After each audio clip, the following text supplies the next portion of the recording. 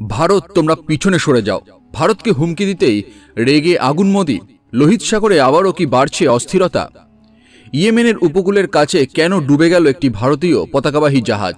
কিভাবে শেষ মুহূর্তে প্রাণে বাঁচলেন 14 জন নাবিক? আর এই ঘটনার পর ভারত কি পদক্ষেপ নিচ্ছে, যা ভবিষ্যতে ভারতীয় সমুদ্র বাণিজ্যের নিরাপত্তার জন্য গুরুত্বপূর্ণ হয়ে উঠতে পারে? এই প্রশ্নগুলোর উত্তর জানতেই আজকের এই বিশেষ প্রতিবেদন। আসুন আজকে এই তথ্যই আপনাদের সাথে ভাগ করে নেব এই ভিডিওটির মাধ্যমে। নমস্কার বন্ধুরা, ইন্সপায়ারিং টক্স উইথ সুমিত চ্যানেলে আপনাদের সকলকে স্বাগত জানাই। রেফারেন্সের জন্য ঘটনার একটি প্রতিবেদন আপনাদের সামনে দেওয়া হলো। ভারতীয় পতাকাবাহী এমএসভি ফেজনরিওলিয়ায় ডুবে যাওয়ার ঘটনাটি শুধু একটি সামুদ্রিক দুর্ঘটনা নয়, বরং আন্তর্জাতিক বাণিজ্য, লোহিত সাগরের নিরাপত্তা এবং ভারতের কূটনৈতিক তৎপরতার সঙ্গে জড়িত একটি গুরুত্বপূর্ণ বিষয়। তবে সবচেয়ে বড় স্বস্তির খবর, জাহাজে থাকা 14 জন নাবিকই নিরাপদে উদ্ধার হয়েছেন। কিভাবে ঘটল এই ঘটনা, উদ্ধার অভিযান কত দ্রুত সম্পন্ন হলো এবং এরপর ভারতের সামনে কি নতুন চ্যালেঞ্জ ও সম্ভাবনা তৈরি হলো, চলুন পুরো বিষয়টি বিস্তারিতভাবে জেনে নেওয়া যাক। তবে তথ্যগুলো সম্বন্ধে জানবার আগে আপনারা যারা এই চ্যানেলে নতুন তারা অবশ্যই চ্যানেলটি সাবস্ক্রাইব করুন এবং বেল বাটনে প্রেস করুন এরকম আরও অনেক নতুন ভিডিও নোটিফিকেশন পেতে। ভিডিও দেখে ভালো লাগলে অবশ্যই লাইক করবেন এবং সবাইকে শেয়ার করবেন যাতে তারাও ভিডিও দেখে উপকৃত হয়। কমেন্টে জয় হিন্দ জয় ভারত লিখতে ভুলবেন না। এবার চলুন বিষয়টি বিস্তারিতভাবে জেনে নেওয়া যাক।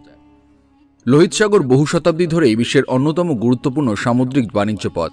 এশিয়া, ইউরোপ এবং আফ্রিকার মধ্যে পণ্য পরিবহনের ক্ষেত্রে এই রুটের গুরুত্ব অপরিসীম। প্রতিদিন অসংখ্য বাণিজ্যিক জাহাজ এই পথ ব্যবহার করে বিভিন্ন দেশে খাদ্যশস্য, জ্বালানি, শিল্পপণ্য এবং প্রয়োজনীয় কাঁচাপান পৌঁছে দেয়। ভারতও এই গুরুত্বপূর্ণ সমুদ্রপথের অন্যতম বড় ব্যবহারকারী। ফলে এই অঞ্চলে যে কোনো নিরাপত্তাজনিত ঘটনা ভারতের বাণিজ্য ও সামুদ্রিক স্বার্থের সঙ্গে সরাসরি সম্পর্কিত হয়ে ওঠে। সম্প্রতি ইয়েমেন উপকূলের কাছে ভারতীয় পতাকাবাহী বাণিজ্যিক জাহাজ এমএসডি ফেইজিনুরিওলিয়া একটি প্রজেক্টাইলের আঘাতে গুরুতর ক্ষতিগ্রস্ত হয়। ক্ষয়ক্ষতির মাত্রা এতটাই বেশি ছিল যে শেষ পর্যন্ত জাহাজটি জলে ডুবে যায়। ঘটনাটি স্বাভাবিকভাবেই আন্তর্জাতিক মহলে উদ্বেগের সৃষ্টি করে, কারণ লোহিত সাগরে বাণিজ্যিক জাহাজ চলাচলের নিরাপত্তা আবারও আলোচনায় উঠে আসে। তবে এই ঘটনার সবচেয়ে ইতিবাচক দিক ছিল জাহাজে থাকা সব নাবিকের নিরাপদ উদ্ধার। ভারতের কেন্দ্রীয় বন্দর, নৌ পরিবহন এবং জলপথ মন্ত্রী সর্বানন্দ সোনোয়াল সামাজিক মাধ্যমে জানিয়েছেন যে জাহাজে মোট 14 জন নাবিক ছিলেন। তাদের মধ্যে 13 জন ভারতীয় নাগরিক এবং একজন বিদেশি নাবিক। ইয়েমেন কোস্টগার্ড দ্রুত উদ্ধার অভিযান চালিয়ে সবাইকে নিরাপদে উদ্ধার করে মোকা বন্দরে নিয়ে যায়। ফলে একটি বড় মানবিক বিপর্যয় এড়ানো সম্ভব হয়েছে। উদ্ধার অভিযানের এই সাফল্য প্রমাণ করে যে জরুরি পরিস্থিতিতে আন্তর্জাতিক সমন্বয় কতটা গুরুত্বপূর্ণ। সমুদ্রে কোনো দুর্ঘটনা ঘটলেই সময়ই সবচেয়ে বড় বিষয় হয়ে দাঁড়ায়। কয়েক মিনিটের বিলম্ব বড় ধরনের প্রাণহানির কারণ হতে পারে, কিন্তু এই ঘটনায় দ্রুত পদক্ষেপ নেওয়ায় সবাই নিরাপদে ফিরতে সক্ষম হন।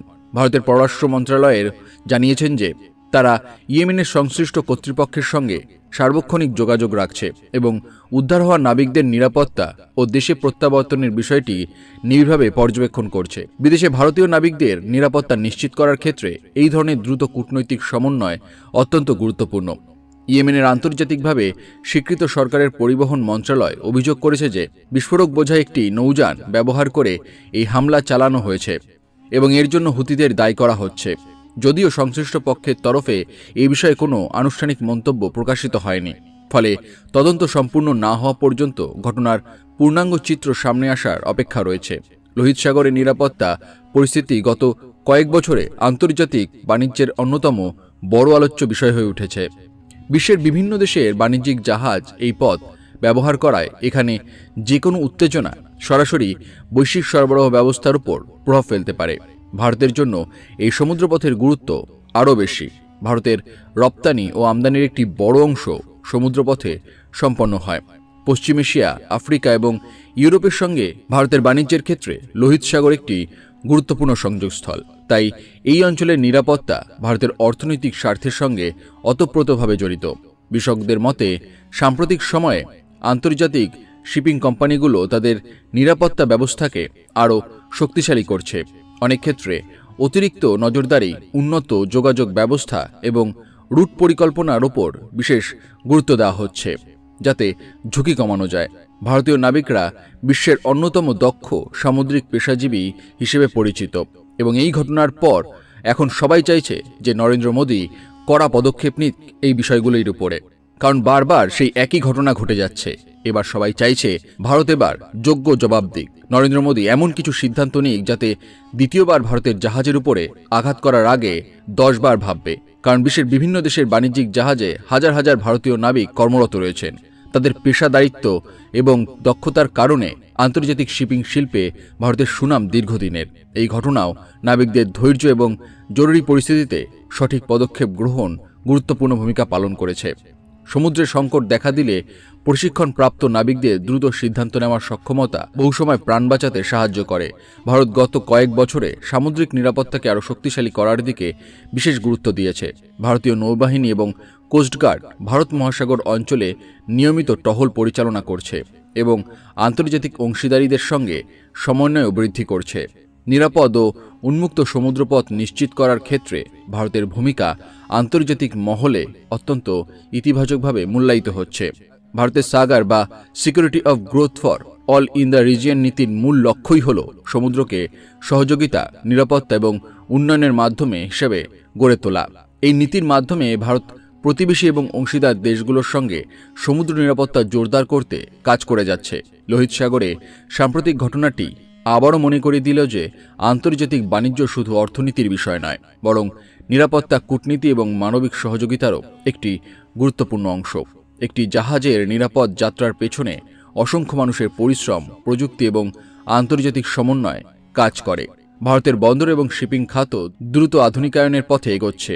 নতুন বন্দর উন্নয়ন, ডিজিটাল লজিস্টিক্স, স্মার্ট কার্গো ব্যবস্থাপনা এবং সামুদ্রিক অবকাঠামো উন্নয়নের মাধ্যমে ভারত বৈশ্বিক বাণিজ্যে নিজের অবস্থান আরও শক্তিশালী করছে। একই সঙ্গে ভারত আন্তর্জাতিক অংশীদারদের সঙ্গে তথ্য আদান প্রদান এবং সমুদ্র নিরাপত্তা সংক্রান্ত সহযোগিতা বাড়িয়ে চলেছে।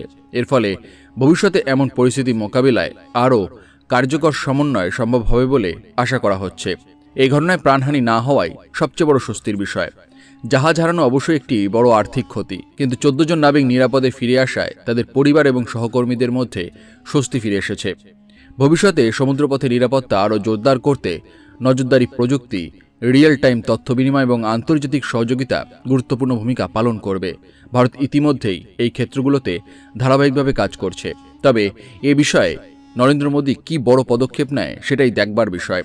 বিভিন্ন বাণিজ্যের কেন্দ্রবিন্দুতে থাকা সমুদ্রপথগুলোকে নিরাপদে রাখা শুধু একটি দেশের নয়, বরং সমগ্র আন্তর্জাতিক সম্প্রদায়ের যৌথ দায়িত্ব।